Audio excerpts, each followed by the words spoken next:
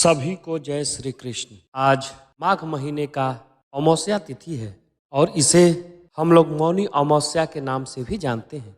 मौनी अमावस्या के दिन हमें मौन रखना चाहिए, इसलिए चूँकि हमारे वाणी से हम किसी न किसी व्यक्ति के मन को आहत पहुंचाते रहते हैं, तो मौन व्रत धारण करके हम उसका प्रायश्चित करते हैं कि आज हम पूरे दिन नहीं बोलेंगे, या आज हमने 1 घंटे का संकल्प ले लिया कि 1.25 घंटा हम नहीं बोलेंगे। इस प्रकार जब माघ मास का अमावस्या तिथि आती है तो हम इसे मौनी अमावस्या के नाम से जानते हैं और इससे मौन व्रत के रूप में मनाते हैं। इस दिन हमें मौन रहना चाहिए और मौन व्रत का पूरे तन्मयता से पालन करनी चाहिए।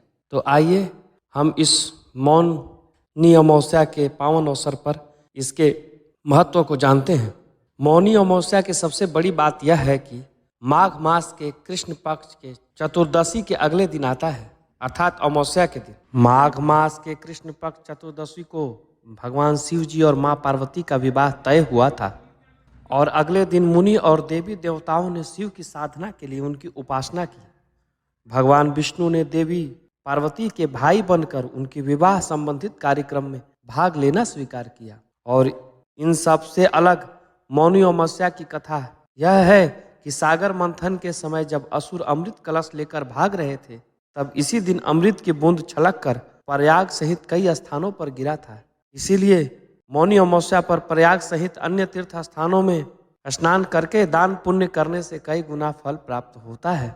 इस मौनी अमावस्या के दिन हमें तिल, ऊनी वस्त्र, घी का दान करना काफ़ी पुण्यदायी होता है। यह जरूरी नहीं कि आप बहुत दान करें, लेकिन अपनी श्रद्धा और क्षमता के अनुसार थोड़ा सा भी दान अवश्य करना चाहिए। इससे भगवान शिव की कृपा होती है और व्यक्ति मृत्यु के पश्चात उत्तम लोक को प्राप्त करता है। एक और हम आपको बता दें कि मौनी अमावस्या के दिन मनुष्यों को धरती पर लाने वाले प्रथम मनु ऋषि का जन्म हुआ था। मनु ऋषि के नाम से भी इस व्रत का नाम मौनी अमावस्या पड़ा है। आइए अब हम कथा श्रवण करते हैं। बोलिए विष्णु भगवान की जय, बोलिए शंकर भगवान की जय। मौनी अमावस्या की कथा को लेकर जो प्रचलित कथा है, उसके अनुसार प्राचीन काल में एक ब्राह्मण परिवार कांचीपुर में रहता था। पति पत्नी दोनों ही धर्मात्मा थे और धर्म पूर्वक अपना गृहस्थी चलाते थे। उनका नाम देवस्वामी था और उनकी पत्नी का नाम धनवती था। उनके 7 पुत्र और एकमात्र पुत्री थी जिसका नाम गुणवती था। जब गुणवती सयानी हुई तो देवस्वामी से धनवती ने कहा कि पुत्री के विवाह के लिए अब वर देखना चाहिए। ब्राह्मण ने अपने छोटे पुत्र को बहन गुणवती की कुंडली दी और कहा कि ज्योतिष से इनकी कुंडली दिखलाओ, जिससे गुणवती के विवाह की बात आगे चले। ज्योतिषी को कन्या की कुंडली दिखाई गई। उसने बताया कि विवाह होते ही कन्या विधवा हो जाएगी। ज्योतिष की यह बात जब ब्राह्मण परिवार को मालूम हुआ तो वह बड़ा दुखी हो गया और इसका उपाय पूछने लगा। तब ज्योतिषी ने बताया कि हे ब्राह्मण, सिंघल द्वीप में एक पवित्र पतिव्रता महिला रहती है जिसका नाम सोमा धोबिन है। यदि कन्या की शादी के समय सोमा अपने घर आकर पूजन करे और अपना आशीर्वाद दे तो यह दोष दूर हो जाएगा। ब्राह्मण ने अपनी पुत्र गुणवती को अपने सबसे छोटे पुत्र के साथ सिंघल भेज दिया। दोनों भाई बहन सागर किनारे पहुंचकर उसे पार करने के बारे में विचार करने लगे। जब समुद्र को पार करने का कोई रास्ता नहीं मिला तो दोनों भूख प्यास से एक पीपल के वृक्ष के नीचे आराम करने लगे। पेड़ पर घोंसले में एक गिद्ध का परिवार रहता था। उस समय घोंसले में सिर्फ गिद्ध के बच्चे थे। वे सुबह भाई बहन की बातों और क्रियाकलापों को देख रहे थे। शाम के समय जब गिद्ध की माता बच्चों के लिए भोजन लेकर घोंसले में आई तो बच्चों ने पेड़ के नीचे लेटे भाई बहन की कहानी अपने माता को सुनाई। उनकी माता बातें सुनकर बोली कि बच्चों के कहने से उसने कहा कि तुम लोग अब चिंता मत करो, मैं इस सागर पार करवा दूंगी। बच्चों ने माता की बातों को सुनकर खुशी खुशी भोजन ग्रहण किया। गिद्ध की माता बच्चों को भोजन करवाकर दोनों भाई बहनों के पास आई और बोली, मैंने आपकी समस्या को जान लिया है, अब आप चिंता मत कीजिए। आपकी समस्या का निदान मैं कर दूंगी और आपको सोमा धोबन के पास भी पहुंचा दूंगी। गिद्ध की बात सुनकर दोनों भाई बहन का मन आनंदित हो गया और उन्होंने वन में मौजूद कंदमूल फल खाकर रात काट ली।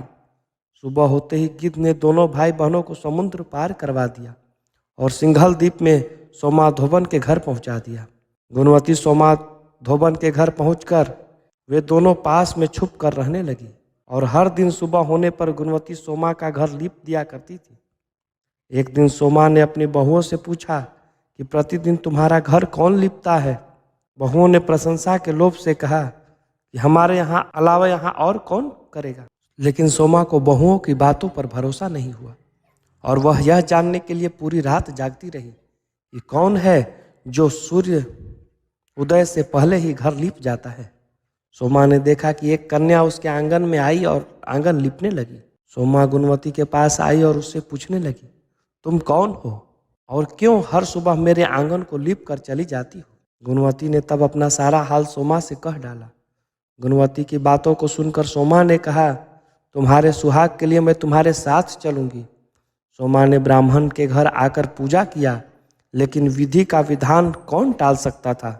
गुणवती का विवाह होते ही उसका पति की मृत्यु हो गई। तब सोमा ने अपनी पुण्य गुणवती को दान कर दिया।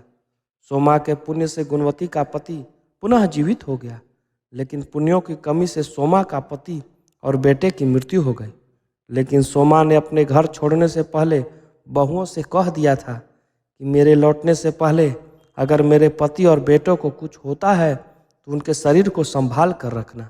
बहुओं ने सास की आज्ञा को मानकर सभी के शरीर को संभाल कर रखा। उधर सोमा ने सिंघल द्वीप से लौटते हुए रास्ते में पीपल के वृक्ष की छाया में विष्णु जी की पूजा कर 108 बार पीपल की परिक्रमा की। इसके पुण्य के प्रभाव से सोमा के घर लौटते ही उसके पति और बेटे फिर से जीवित हो गए। इसीलिए मौनी अमावस्या करने वाले व्रतियों को यह कथा सुनकर पीपल की 108 बार परिक्रमा करना चाहिए और भगवान विष्णु सहित शिव जी की पूजा भी करनी चाहिए। बोलिए विष्णु भगवान की जय, बोलिए शंकर भगवान की जय।